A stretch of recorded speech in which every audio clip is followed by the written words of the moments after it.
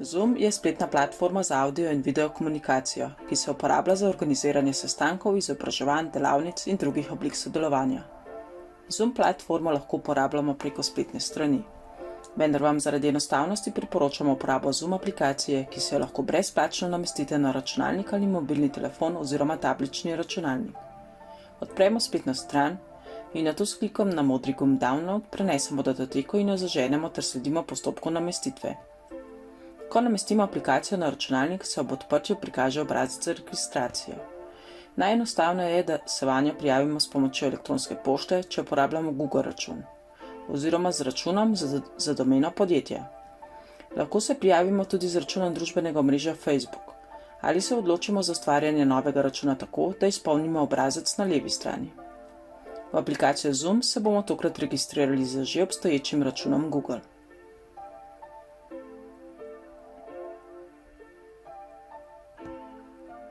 Ko se vpišemo v aplikacijo, se na ekranu pojavi okno aplikacije Zoom.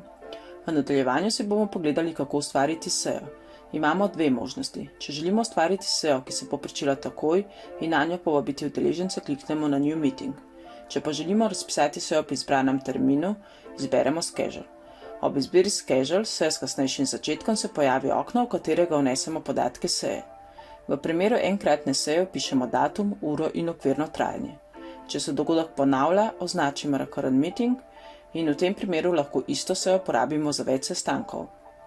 Udeleženci za prijavo na sejo potrebujejo ID seje, Meeting ID, ki se lahko generira avtomatično ali pa se uporabi naš Personal Meeting ID. To je naš ID v aplikaciji Zoom vezan na uporabniško ime. Poleg tega lahko povabljeni potrebujejo tudi geslo. Če označimo v rubriki Password geslo, povabljeni za vstop potrebujejo geslo. Poleg lahko označimo možnost, da vsi udeleženci čakajo v čakalnici in vsakemu moramo posamezno dovoliti ali pa ne, da se udeleži seje.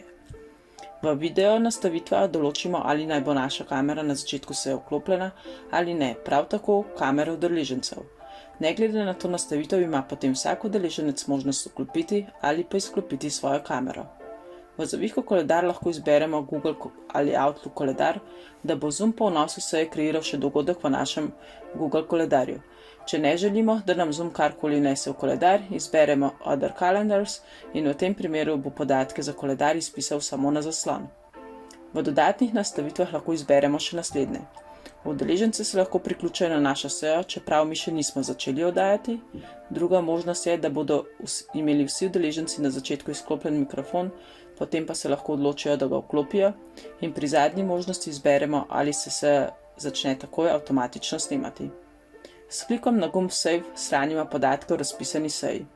Najdemo jo v seznamu Meetings, kjer lahko popravimo nastavitve in odpremo sejo s klikom na gumb Start. Še predtem lahko povabimo udeležence naprimer preko elektronske pošte s povabilom, v katerega vključimo s tekst povezavo na sejo. Tekst, ki se sicer pokaže, če kliknemo na Show Meetings Information, se s klikom na Copy Invitation shrani v odložišče, potem pa ga s Ctrl+V kopiramo kamor želimo. Zato, da se lahko udeleženec priključi seji, udeleženec potrebuje ID seje in pa geslo, če ga zahtevamo. Oba podatka sta vsebovana v povezavi, ki jim jo pošljemo po elektronski pošti in ta povezava je vse, kar moramo posredovati udeležencem. Preko gumba Edit lahko urejamo našo sejo, s pritiskom na gumb Delete pa zbrišemo razpisano sejo. Vrnimo se na zavihek Home in poglejmo še možnost srečanja s takojšnjim začetkom, New Meeting.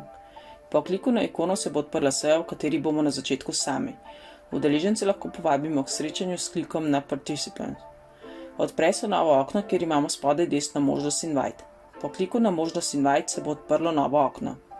Najenostavneje je, če izberemo možnost Copy Invite Link in udeležencem pošljemo povezavo, naprimer po elektronski pošti.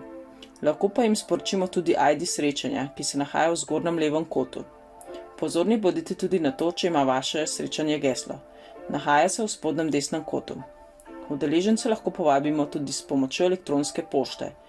S klikom na e-mail nas bo aplikacija preusmerila na našo elektronsko pošto, kjer se bo ustvarilo sporočilo. Naša naloga v tem primeru je le, da vpišemo elektronske naslove udeležencev in jim posredujemo že napisano sporočilo.